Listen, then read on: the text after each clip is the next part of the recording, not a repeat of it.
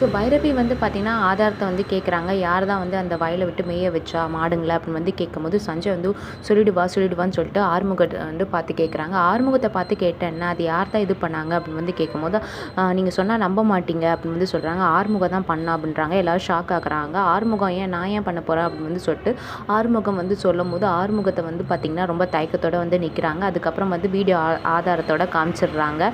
உடனே வந்து பார்த்திங்கன்னா நம்ம பைரவி வந்து செமையாக வந்து ஆறுமுகத்தை வந்து திட்டி தீக்கிறாங்க.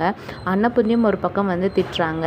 நீ ஏன்டா என் வயிற்றில் வந்து இப்படி பிள்ளையா பிறந்த அப்படின்னு வந்து சொல்கிறாங்க. அம்மா என்னை புரிஞ்சுக்கம்மா, நான் பைரவி வந்து விட்டுட்டு போயிடுவா சொல்லிட்டு தான் நான் வந்து இதெல்லாம் பண்ணேன். மற்றபடி வந்து நான் வேணுட்டே பண்ணணும்னு அவசியம் இல்லை. நீ பண்ணிவிட்டு பைரவி கேட்குறாங்க. நீ பண்ணிவிட்டு வந்து ஆனால் வந்து நான் பண்ணலன்னு நீ எப்படி நடித்த தெரியுமா? இதுதான் நீ தான் இவ்வளோ கேவலமாக இருக்கல்ல அப்படின்னு வந்து சொல்கிறாங்க. உன் கூட வாழ்ந்தாலே எனக்கு அசிங்கம் அப்படின்னு வந்து சொல்லிட்டு நான் இப்போயே இந்த வீட்டை விட்டு கிளம்புறேன்னு சொல்லிட்டு நம்ம பைரவி வந்து கிளம்புறாங்க. வீட்டில் இருக்கவங்க எல்லாருமே வந்து தடுக்கிறாங்க. இதுக்கெலாம் காரணம் இந்த சஞ்சய் தான் சொல்லிட்டு நம்ம ஆறுமுகம் இன்னும் வந்து பார்த்திங்கன்னா சஞ்சய் மேலே கோவமாக இருக்காங்க. ஸோ வெயிட் பண்ணிருந்து பார்க்கலாம்.